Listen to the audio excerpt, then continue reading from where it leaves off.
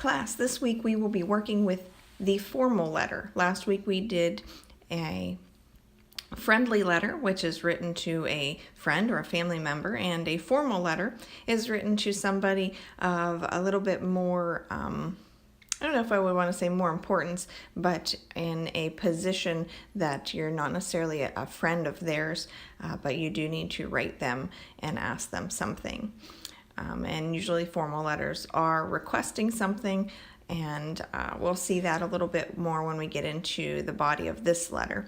In this case, this formal letter is written to a school board member, and some other examples of people you might write a formal letter to would be, say, the director of a community center, or the mayor of a town, or the police officer, or a principal, or a superintendent of a school.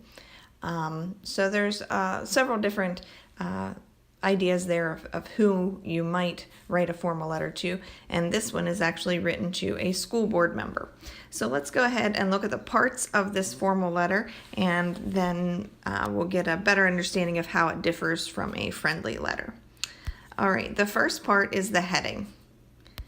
And you can see the heading right there at the top of the page. It is usually about an inch down, and if you're typing in just a normal word processing, it just naturally brings you about an inch down, so that isn't something you have to necessarily worry about. And the heading is the writer's address, but no name.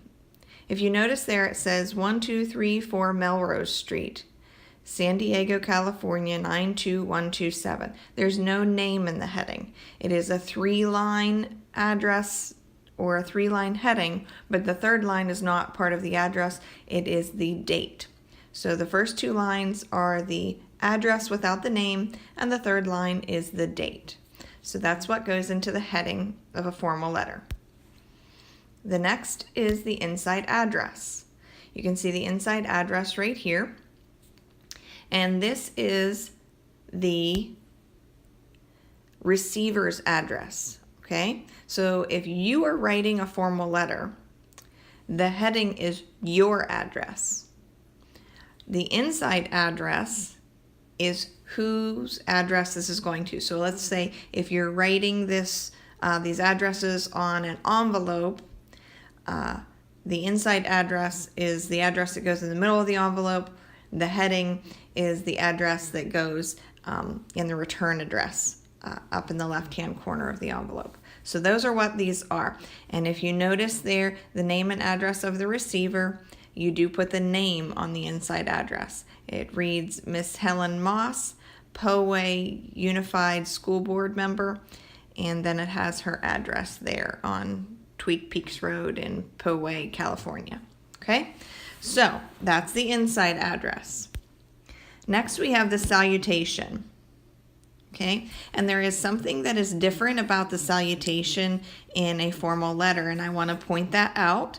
The salutation should either be dear or to whom it may concern. You use to whom it may concern if you do not know the name of the person. Okay, so maybe you're writing this to a business, and you're requesting a replacement something because you bought it for Christmas or you bought it for a holiday and it broke within a month and you're requesting a replacement. You may not know the person, but you are writing to, that company. So you would write to whom it may concern. But the main thing that I want to point out here is the dear so-and-so, or the to whom it may concern, is followed by a colon. See that 2 dots? A colon like you use in telling time. So that's what a colon is, and that's what you're going to use after the salutation. So it's different than a friendly letter. A friendly letter uses a comma there. So keep that in mind. That's really, that's a real big difference. Next, we have the body of the formal letter. Okay? And if you notice, the body is not indented. It's just spaced differently. Okay? So I kind of want you to take note of that as well. the first paragraph of the body. Now, in a formal letter, your body is broken down into 3 different things. And the first paragraph states the subject and purpose. Okay? And it answers, why are you writing this letter?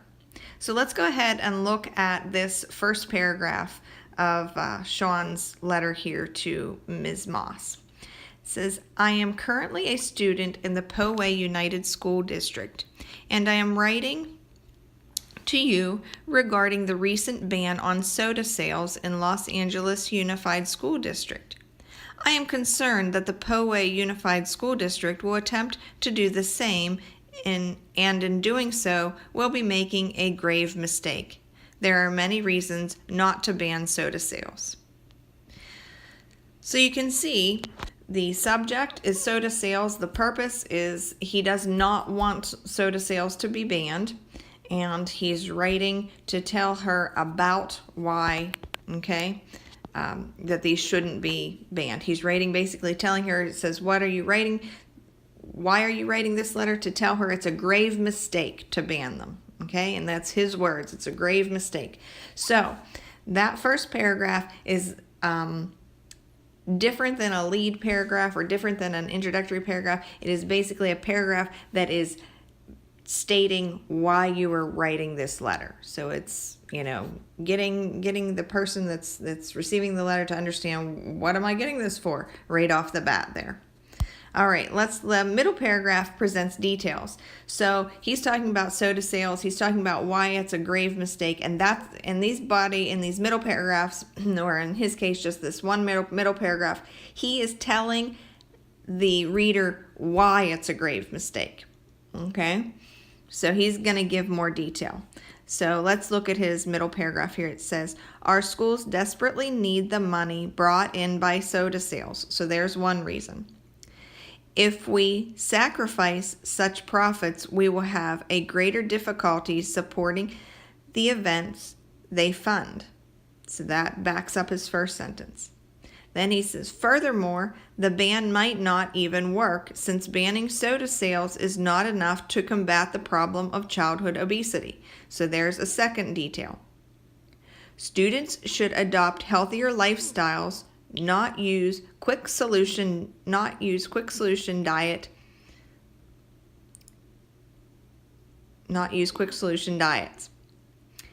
In addition, so the quick solution diet sentence backs up his childhood obesity sentence. So that goes along with number 2 detail. In addition, it would be hypocritical to refuse to sell sodas but still offer foods like pizza, French fries, and donuts. So there's a third detail, that the schools are selling other things that are unhealthy. And he backs up that third detail with a second sentence that says, schools instead should better educate students on how to make healthy choices on their own. All right, so he had 3 details in there that he backs up with a second sentence. So that is what your middle paragraph is doing. It is giving details, basically telling them why this should or shouldn't happen, and then backing it up with a hard piece of information. The last paragraph is going to either request action or show appreciation. And it answers the question, what do you want the reader to do? Okay, so this is the part where you are telling the person that you're writing this letter to what I want from you. Okay, so a formal letter is generally a letter that is requesting something, wanting something, or showing appreciation. So if we read here the very last paragraph, it says, as you can see, banning the sale of sodas on high school campuses would be an inadequate solution for teen health problems. I have enclosed an essay on this topic that gives evidence to support my claim. Please read my essay, and when you receive the chance to vote on whether to enforce a soda ban, please vote against it. So we can see here he is requesting action. He has enclosed an essay with more information, which we won't need to do that, but He is telling them that he enclosed that. And he is also asking them, the action that he's asking them to take is to vote against the ban. So he is definitely requesting something here. So that's what your last paragraph is asking. It is doing. It's asking your reader to do something. Okay? So that's the bulk of your formal letter. Let's look here at the ending. We have the complimentary closing. And in this case, it says, "Sincerely yours." You can see that right there. And there's not quite as many closings that you want to use in a formal letter. In a friendly letter, you can use any number of things. In a formal letter, you do need to be a little bit more formal. They use "sincerely yours." You could use simply "sincerely," "regard." I have "sincerely yours" there in the examples. "Best regards," "cordially," "yours," "respectfully." You could simply use just the word "respectfully." "Warm regards," and then "with appreciation." And that might be a good one to add to a letter such as this, because he would really appreciate it if they would vote the way he is asking. So that one could have been used on this letter as well. So not quite as many choices, I guess, for your complimentary closing. It needs to be more formal. Next is your signature line. And your signature line actually sort of includes three things. It includes your actual signature, it includes your typed name, and it includes your title. Okay? And in this case, he is just a student, so he put student. If you were sending a letter to someone, a formal letter to someone, and you were the secretary of a business, then that's where you would put secretary. In our cases, you could also be a concerned citizen. So maybe this isn't from you as a student, maybe this is just from you as a concerned citizen. So you have to kind of think about from what perspective you're writing this letter. Like, who are you? Why are you writing this letter? So if you have any trouble with that, at some point we can kind of think about what you're writing and what that makes you. And then there's one last part, and it is the enclosure. And this one was definitely not on our friendly letter. And right here is the enclosure. And the enclosure states two things, okay? It can tell anything that you have included in the envelope with the letter. And in this case, I really feel like Sean should have listed here that he enclosed his essay. But he didn't list that here. I guess maybe he didn't feel the need to list that because he stated that in his last paragraph. You also may, depending upon who you are, if you're a business or something, you may be sending out a survey. So that's where you would put that down there, that enclosure, that there's a survey enclosed. So if you're including something in that envelope with the formal letter, that's where you list it. Underneath enclosure, you also list, and this is probably the most important one, any names of people that you are sending a copy of this letter to. Okay? CC, and they're both lowercase c's. So don't let your computer accidentally make it a capital C. Both of them are lowercase c's with a colon. And then you list the name. If you see there, Sean put CC Mr. Lopez, Poway United School Board member. So he is sending this to two school board members. He's sending it to Ms. Helen Moss, and he's sending it to Mr. Lopez.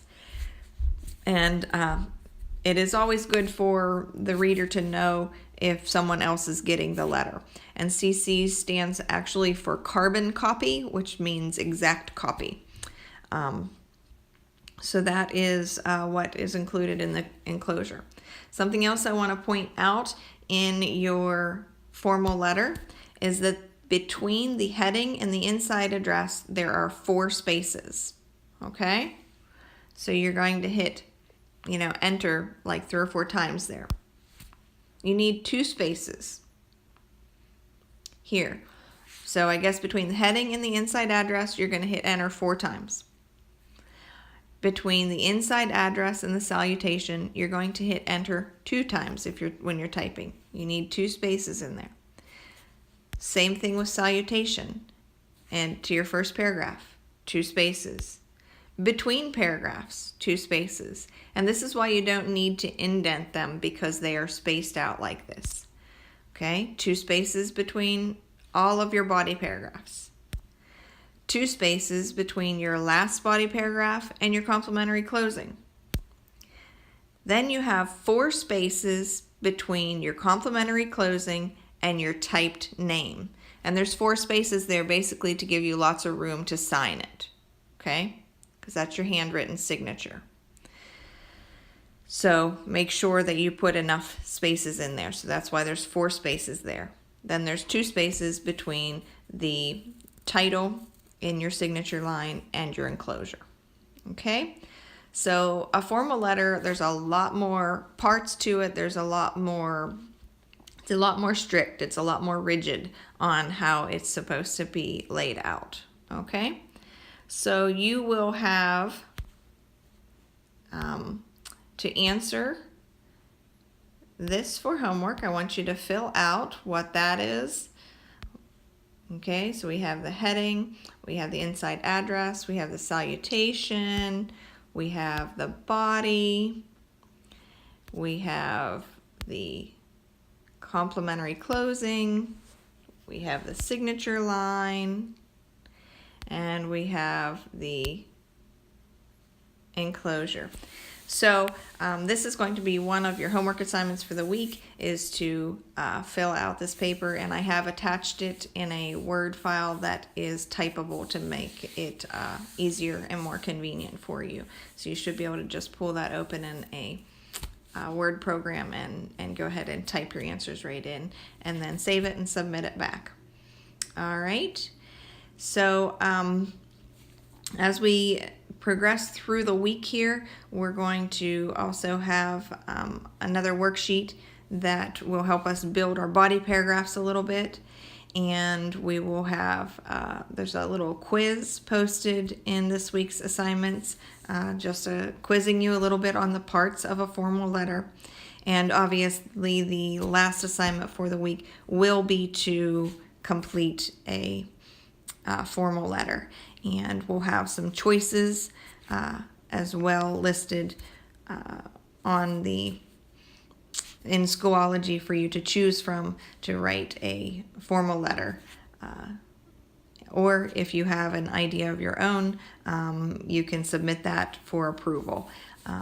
So if you think you have a formal letter idea, you can submit that, and I'll let you know whether or not that'll work. But I will also give you several things to choose from as far as writing formal letters for the final project. So go ahead and get started with this sheet for the week. Once you've done this, then you can either take the quiz now, or you can work on your body paragraph homework, and that will be listed in Schoology as well. So if you have any questions for the week, let me know. And looking forward to working back and forth with you a little bit on these formal letters.